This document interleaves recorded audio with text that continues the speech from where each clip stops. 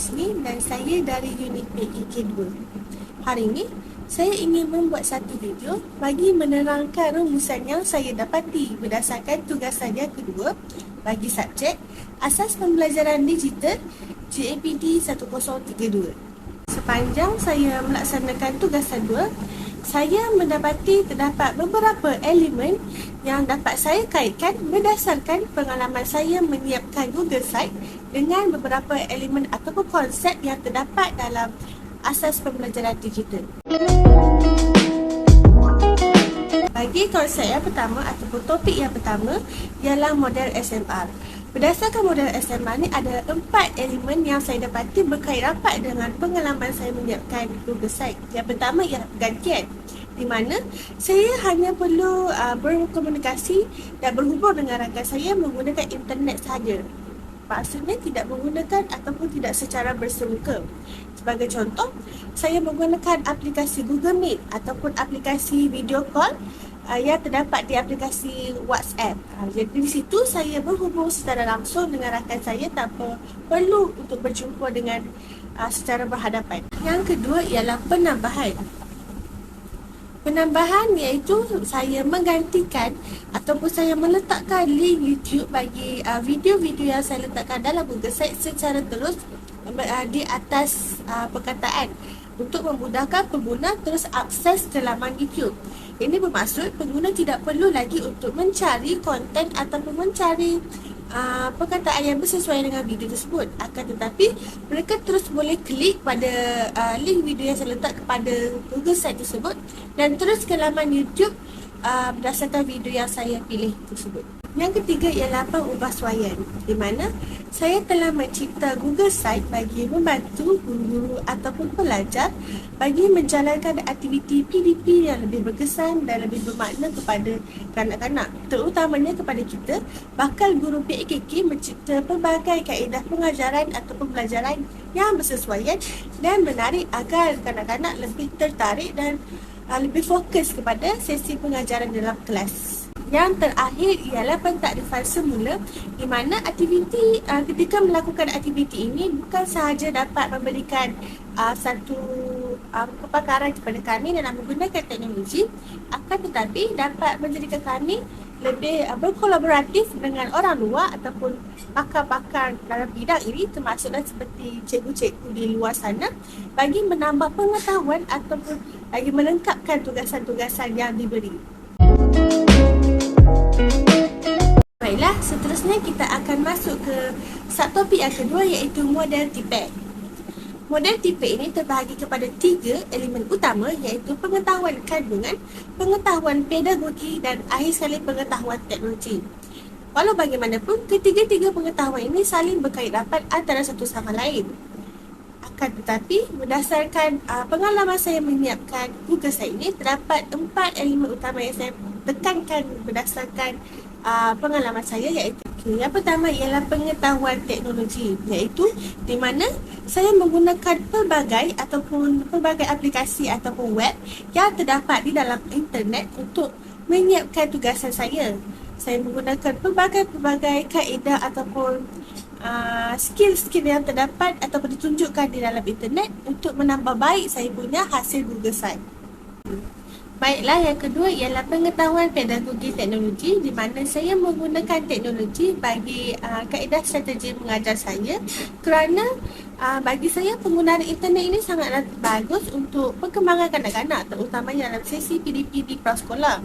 Hal ini kerana kanak-kanak ni mereka lebih suka ataupun gemar kepada suatu gambar ataupun aktiviti seperti video yang menarik yang dapat menarik perhatian mereka, di samping dapat memberikan pembelajaran yang bermakna kepada kanak-kanak. Seterusnya ialah pengetahuan kandungan pedagogi, di mana setiap elemen-elemen yang saya masukkan di dalam Google Site ini adalah berkait rapat dengan seni bahasa dan sastera bagi subjek PEKK 1172.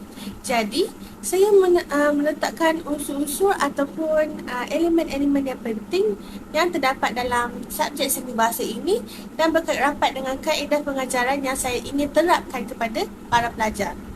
Yang terakhir adalah pengetahuan kandungan teknologi di mana melalui kepakaran seorang guru tersebut dalam memasukkan konsep-konsep ataupun aspek-aspek yang berkaitan dengan subjek tersebut melalui kaedah teknologi kepada kanak-kanak sebagai contoh, ataupun kepada para pelajar sebagai contoh. Saya sebagai seorang student, saya menerangkan lebih lanjut tentang konsep ataupun seni bahasa melalui penggunaan teknologi seperti aplikasi Canva dan Google Slide. Seterusnya kita akan masuk kepada subtopik yang ketiga, iaitu rangka kerja kandungan digital 2.0. Terdapat 5 elemen ataupun topik utama yang ingin saya sampaikan. Yang pertama ialah literasi maklumat, di mana saya mencari maklumat tentang aspek seni bahasa dan mengumpul segala maklumat tersebut serta menguruskan maklumat itu dengan lebih terperinci dan tersusun di aplikasi Canva supaya ia nampak lebih menarik dan tersusun dan memudahkan para pembaca untuk membaca dan menganalisis maklumat yang saya dapat. Yang kedua ialah kolaborasi dan juga komunikasi, di mana saya melakukan satu komunikasi dan kolaborasi bersama rakan-rakan sekumpulan saya, iaitu Najatul dan Admin, bagi menyelesaikan tugasan kami ataupun membahagikan tugasan-tugasan yang patut dilaksanakan setiap individu. Dan saya juga melakukan kolaborasi bersama dengan Cikgu Nur Aisyah yang merupakan rakan global kami bagi menyampaikan ataupun berkongsi bersama-sama tentang subjek ataupun aspek seni bahasa berdasarkan kepakaran beliau. Dan seterusnya ialah dari segi penciptaan kandungan digital, di mana saya telah membangunkan satu Google Site bagi meletakkan hasil-hasil tugasan saya ataupun meletakkan video-video yang berkaitan dengan aspek seni bahasa untuk menjadi rujukan kepada ramai orang. Terusnya dari segi keselamatan, di mana ketika saya menjalankan tugasan kedua, saya tidak berkongsi keterlaluan saya ataupun berkongsi maklumat bagi rakan global kami, iaitu Cikgu Aisyah, kepada tontonan umum. Dan akhir sekali dari segi penyelesaian masalah, di mana saya mencari satu persoalan, saya mencari jawapan kepada persoalan saya berdasarkan kepada web-web yang dapat membantu saya seperti Google, seperti Google Scholar dan sebagainya. Dan saya meletakkan semua itu ke dalam Google Site saya. Seterusnya kita akan masuk kepada subtopik yang seterusnya, iaitu belajar piawaian ISTE. Dalam piawaian ini terdapat 7 elemen yang penting, di mana ketujuh elemen ini dapat dikaitkan dengan pengalaman saya menyiapkan Google Site. Yang pertama ialah pelajar diberdayakan, di mana saya menyiapkan tugasan yang telah diberi dengan berbantukan alat teknologi dengan ataupun penggunaan teknologi yang ataupun laman web yang dapat membantu saya seperti Google dan sebagainya, serta saya memasukkan elemen-elemen ataupun pengetahuan saya ke dalam Google Site yang dapat membantu pula orang lain dalam mencari maklumat tentang aspek seni bahasa. Yang kedua ialah kewarganegaraan, di mana saya menggunakan internet secara berhemah dengan tidak melanggar mana-mana privasi ataupun mengganggu hak-hak orang lain. Di mana saya juga melayari laman web yang tertulis ataupun yang tidak dikatakan secara haram, tapi saya menggunakan laman web yang betul-betul daripada pihak yang sepatutnya. Seterusnya ialah pembina pengetahuan, di mana saya menyusun maklumat-maklumat yang saya peroleh dengan menggunakan kaedah ataupun strategi dan juga alatan digital yang bersesuaian. Sebagai contoh, saya menggunakan YouTube bagi elemen nyanyian untuk sebagai penarik, sebagai dapat menarik perhatian pembaca mengetahui lebih lanjut. Seterusnya ialah mereka bentuk inovatif, di mana saya memperhalusi dengan lebih lanjut tentang topik-topik yang berkaitan dengan aspek seni bahasa. Sebagai contoh, dari segi aspek nyanyian, saya lebih mendetailkan tentang konsep dia, tentang parafrasa, tentang isu ataupun kata seni lagu yang dapat berkait rapat dengan aspek nyanyian. Jadi para pembaca dapat mengetahui dengan lebih lanjut tentang segi-segi ataupun elemen yang terdapat ataupun elemen yang lebih mendalam tentang aspek nyanyian, lakonan ataupun pencerita. Seterusnya ialah pemikir komputasional, iaitu saya melalui kira ini saya mencari maklumat dengan lebih mendalam ataupun mencari maklumat tambahan bagi mengekstrak poin-poin yang penting daripada artikel maupun daripada blog dan sebagainya. Di situ saya akan mengekstrak poin-poin penting dan menjadikannya sebagai satu ayat ataupun satu poin yang ringkas dan padat yang dapat memberikan maklumat tambahan kepada para pembaca. Dan akhir sekali ialah kolaborator global, di mana saya mengadakan satu kolaboratif bersama rakan-rakan dengan rakan global yang merupakan cikgu prasekolah di luar. Jadi kami mengadakan satu kolaborasi ini dapat menambah pengetahuan kami ataupun mengetahui dengan lebih lanjut tentang elemen-elemen yang terdapat dari segi tugasan kami, iaitu dari segi aspek seni bahasa.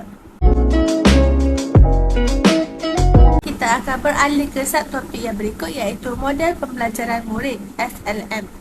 Akan tetapi, bagi model ini terdapat 3 sahaja elemen yang dapat saya kaitkan dengan pengalaman saya bagi tugasan ini. Yang pertama iaitu dari segi belajar cara belajar, iaitu maklum balas. Seterusnya dari segi perhubungan dan juga aspirasi.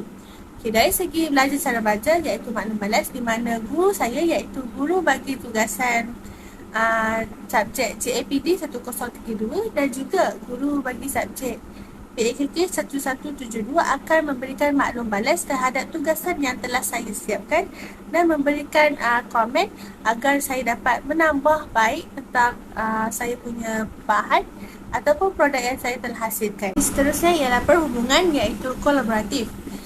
Kolaboratif ini telah dijalankan oleh kami sebagai pelajar bersama rakan global kami dan juga guru-guru kami bagi menghasilkan tugasan yang lengkap dan yang bagus dan lengkap bagi menghasilkan.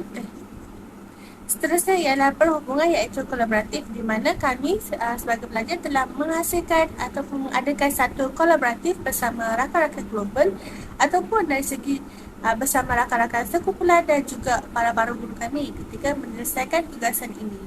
Yang terakhir ialah aspirasi, iaitu keperluan dan minat, di mana minat pelajar terhadap penggunaan teknologi ini memberikan secara tidak langsung memberikan satu hasil yang bagus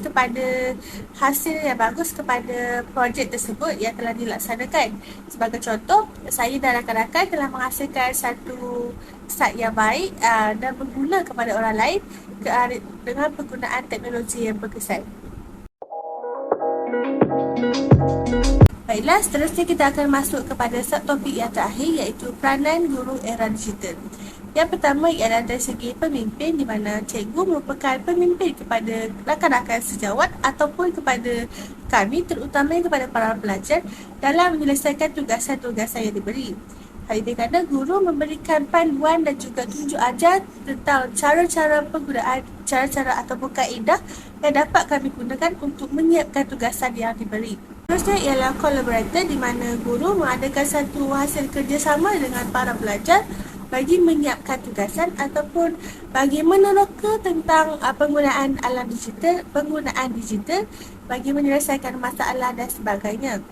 Dengan itu, guru dan pelajar juga dapat berkongsi maklumat ataupun bertukar-tukar pendapat bagi subjek tersebut. Dan yang terakhir ialah fasilitator, di mana guru ini merupakan fasilitator bagi membantu pelajar menyiapkan tugasan. Sebagai contoh, Puan Wahidah dan juga Madam Ashikin memberikan yang merupakan fasilitator kepada para pelajar dalam menyelesaikan tugasan yang kedua untuk menghasilkan projek ataupun untuk menghasilkan projek yang lebih baik kepada